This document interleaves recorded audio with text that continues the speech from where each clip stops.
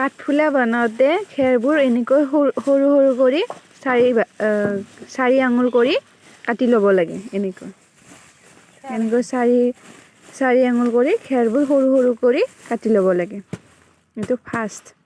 Mushroom বনাবলৈ খেৰখিনি এনেকৈ ভিজাই থ'ব লাগে। তাৰ তলত পানী দি কিনে খেৰখিনি উহাই ল'ব লাগে। ধাৰা এখনত ভালকৈ মেলি দিব লাগে পানীটো যাবৰ কাৰণে। ৰ'দ নপৰা জেগাত এনেকৈ ছাঁত মেলি দিব লাগে। এনেকুৱা ঠোঙা মাৰ্কেটৰ পৰা কিনি আনিব। তাৰপিছত তাত সৰু সৰু ফুটা কৰি ল'ব। তাৰপিছত যে পলিথিনটো এনেকৈ তলৰ ফালে গাঁঠি দি দিব। মাৰ্কেটৰ পৰা এইবোৰ বীজ কিনি আনিব। এইবোৰ বীজ টোপাটো বনাওঁতে গুটিবোৰ পেকেটৰ পৰা ওলাই লৈ ভালকৈ সানিব লাগিব।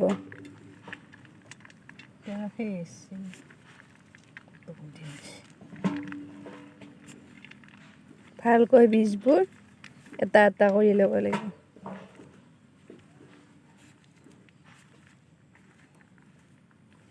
আৰু পলিথিনটো ওলোটাই ল'ব লাগিব। এনেকৈ ওলোটাই ল'ব লাগিব। বীজ এপেকেটৰ দুভাগ কৰি কিনে ল'ব লাগিব। আৰু এভাগৰ 4টা ভাগ কৰিব লাগিব। এভাগৰ এনেকৈ 4টা ভাগ কৰি ল'ব লাগিব।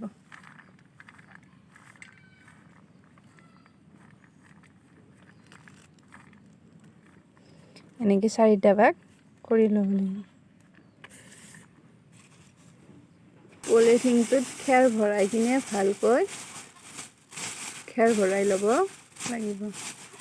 খেৰ ভৰাই কিনে হেঁচি দিব লাগিব।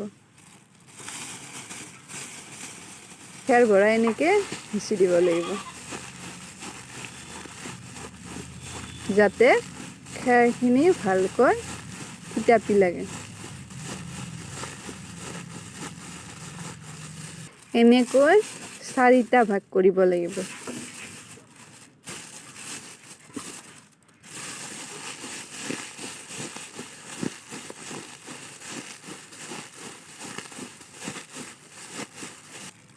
বীজখিনি এনেকৈ চাইডত দি দিব লাগিব। চাইডে চাইডে।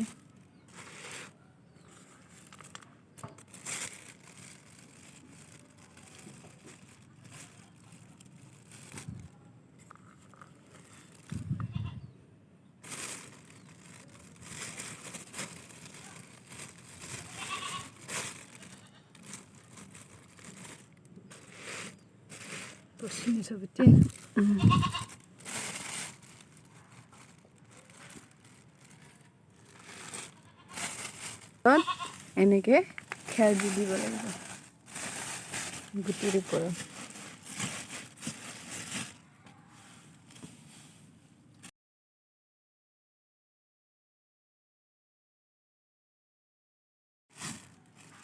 লাষ্ট ওপৰত গুটিখিনি দি কিনে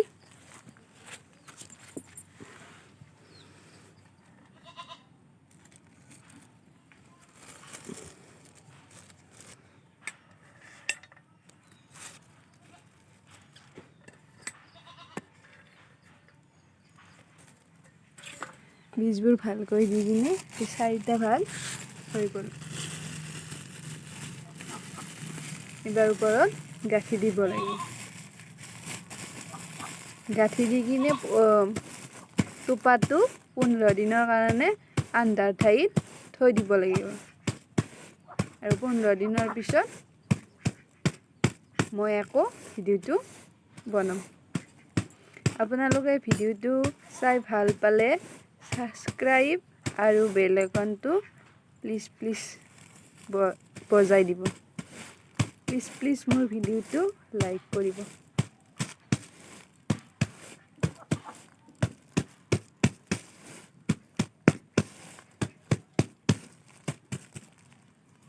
এনেকৈ হৈ গ'ল আমাৰ দুপাটো।